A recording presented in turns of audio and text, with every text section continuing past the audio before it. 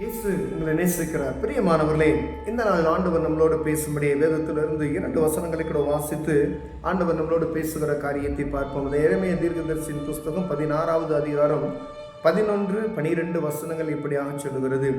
நீ அவர்களை நோக்கி, உங்கள் பிதாக்கள் என்னை விட்டு அந்நிய தேவர்களை பின்பற்றி அவர்களை சேவித்து அவர்களை பணிந்து கொண்டு என் நியாயப்பிரமாணத்தை கை கொள்ளாமல் என்னை விட்டுவிட்டார்களே. நீங்கள் உங்கள் பிதாக்களை பார்க்கிலும் அதிக கேடாக நடந்தீர்களே. இதோ உங்களில் ஒவ்வொருவரும் என் சொல்லை கேளாதபடிக்கும் உங்கள் பொல்லாத இருதய கடினத்தின்படி நடக்கிறீர்கள். பிரியமானவர்களே, இருதய கடினத்தின் நிமித்தமாய் இப்படி நடக்கிறீர்கள். இருதய கடினம், அதாவது ஆண்டவருடைய சத்தத்துக்கு கேட்கறதுக்கு மனமில்லாதபடிக்கு அதை கேட்போம். அதை கேட்டதுக்கு பின்பதாய் நம்முடைய இருதயத்தில் அதை நடைமுறைக்கு கொண்டு வரணுன்ற இருதயம் இருக்கும். ஒரு 5 நிமிஷம் கழிச்சு நம்ம அந்த இடத்தை விட்டு நம்ம போயிட்டோமோ, ஆராதனை முடிந்து விட்டு வெளியே சென்று விட்டோமா, நார்மலான ஒரு மைண்ட் வரும். இதுதான் கடின இருதயம். இஸ்ரவேல் ஜனங்கள் இந்த கடின இருதயத்திலேயே நடந்து வந்த அற்புதத்தை பார்ப்பார்கள், பின்பு முறுமுறுப்பார்கள். அற்புதத்தை பார்ப்பார்கள், பின்பு முறுமுறுப்பார்கள். அதே மாதிரி எகிப்து தேசத்துல ராஜாவுடைய இருதயத்தை ஆண்டவரை கடினப்படுத்தினார் என்று வேதம் சொல்லுகிறது. என் ஜனங்களை போக விடுத்து மோசே சொல்லுவாரு. கடவுள் என்ன செய்வார்னு பார்த்தீங்கன்னா, அந்த ராஜாவுடைய இருதயத்தை கடினப்படுத்துவார். ஏன் அப்படின்னா, நான் தான் சர்வ வல்லமையுள்ள தேவன் என்று அவர்கள் அறிந்து கொள்ளும்படியாய், அற்புதங்களை அவர்கள் பார்க்கும்படியாய் ஆண்டவர் அநேக அற்புதங்களை அவர்கள் மத்தியில் செய்தார்.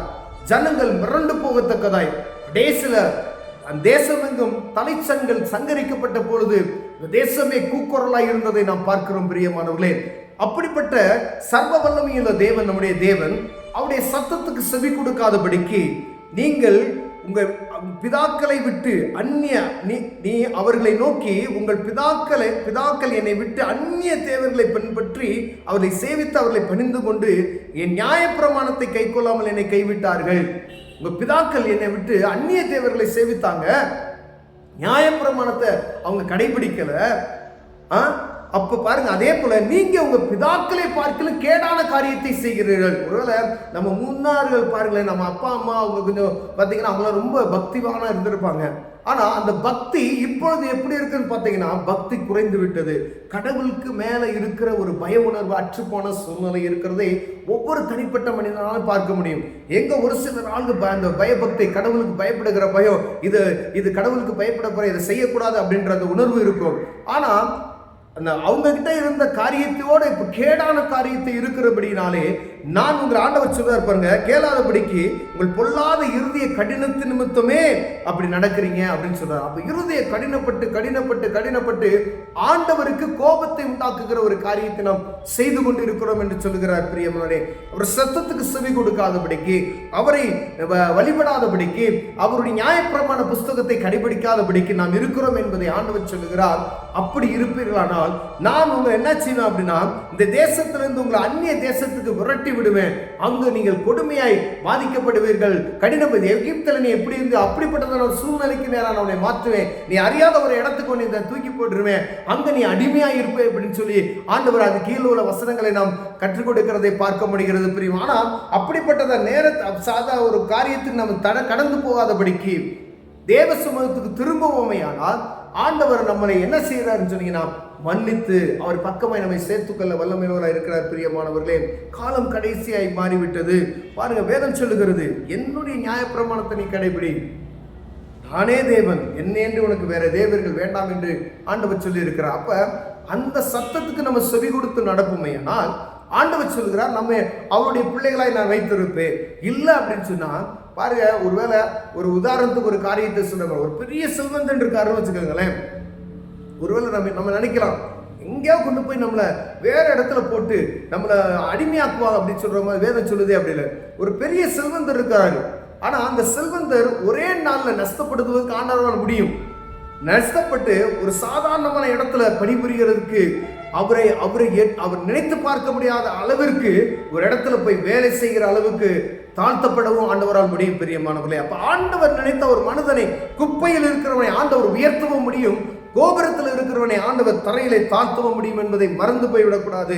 அவர் சொல்றாரு, ஆதலால் உங்களை இந்த தேசத்திலிருந்து நீங்களும் உங்கள் பிதாக்களும் அறியாத தேசத்துக்கு துரத்தி விடுவேன். அங்கு இரவும் பகலும் அந்நிய தேவர்களை சேவிப்பீர்கள். நான் உங்களுக்கு தயை செய்ய மாட்டேன் அப்படின்னு சொல்றாரு. நான் உங்களுக்கு உதவி செய்ய மாட்டேன். உங்க இருதய கடினம், இப்பயே உன் இருதய கடினப்பட்டு இருக்கு. நான் அவன் கூட இருக்கும் பொழுது நீ அவனை நான் என் தண்டனைக்கு உட்பட்டு வெளியே துரத்தி விட்டு நான் அப்போ பார்த்தீங்க அதை அனுபவித்தீங்க. அந்த கஷ்டத்தை அனுபவிக்கணும் அப்படின்றதுக்கு ஆண்டவர் தள்ளி விடுகிற ஒரு சூழ்நிலை வராதபடிக்கு எச்சரிக்கையாக இருக்கும்படி ஆண்டவர் சொல்லுகிறார். உங்க இருதய கடினத்திலிருந்து விலகி போங்கன்னு சொல்றார். நீ ஜெபிக்கல அப்படின்னு சொன்னா ஜெபிக்கிறேன் ஃபாதர் சொல்றாரு ஜெபிங்க அப்படின்னு சொல்றாரு, போதகர் சொல்றாரு ஜெபிங்கன்னு சொல்றாங்க, அப்பா அம்மா சொல்றாங்க ஜெபிங்கன்னு சொல்றாங்க. ஆனா ஜெபிக்கிறேன்னு சொல்லி ஒரு குறிப்பிட்ட டைம் வந்து நம்ம இருதய கடினப்பட்டு விடும். உங்க கணவர் சொல்லுவார், உங்க மனைவி சொல்லுவாங்க, உங்க பிள்ளைகள் சொல்லுவாங்க, உங்க பேரண்ட்ஸ் சொல்லுவாங்க. ஆனா உங்க போதகர் சொல்லுவாரு, ஜெபிச்சீங்களா, வேதம் வாசித்தீங்களா, ஜெபித்தீங்களா, வேதம் ஆமா வாசிப்போம். நம்ம இருதயத்துக்கு தான் தெரியும் வாசித்தோமா ஜெபித்தோமா அப்படின்பதை நமக்கு மாத்திரம் தான் தெரியும். ஆனா நம்ம இருதய கடின நிமித்தமா சில காரியங்களை ஆண்டவர் விட சொல்கிற காரியங்களை, ஆண்டவர் இதை விட்டுரு, இது உனக்கு தப்பு, இது ஆண்டவருக்கு விருப்பம் இல்லாத விட்டுரு.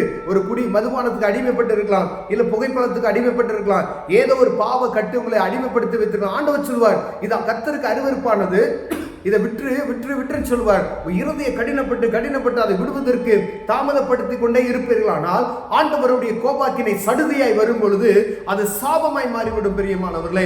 ஏன்னா ஆண்டவர் சொல்லிட்டு இருதய கடினத்தின் நிமித்தமா இந்த காரியத்தை நான் செய்யறேன் அப்படின்னு சொல்லி இருதய கடினத்திலிருந்து ஒரு விடுதலை கிடைக்கும்படியால் தேவ சமூகத்தை நோக்கி நம்ம ஜெபிப்போமானால் ஆண்டவர் நம்மளை விடுதலையாக்கி இந்த ஆசீர்வாதத்தை சுதந்திரித்துக் கொள்ள ஆண்டவர் வல்லமையுள்ளவராய் இருக்கிறார். பிரியமானவர்களே, கண்களை மூடுவோம், இருதய கடினத்திலிருந்து ஒரு விடுதலை பெறுவோம். அன்பின் தகப்பனே, இருதய கடினப்பட்டு இருக்கிறது ஆண்டவரே, ஆதி காலத்திலிருந்து எங்க ஜனங்கள் பிற்பிதாக்களை பார்க்கிலும் நாங்கள் கேடுள்ள மனிதர்களாக இருக்கிறோம் ஆண்டவரே. அநேக நேரங்கள் நல்ல வார்த்தைகளை கேட்கிறோம், அதை கடைபிடிப்பதற்கு எங்க இருதயம் கடினப்பட்டு இருக்கிறது ஆண்டவரே.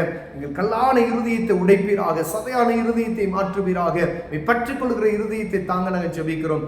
இயேசுவின் நாமத்தில் பிதாவே, ஆமென், ஆமென்.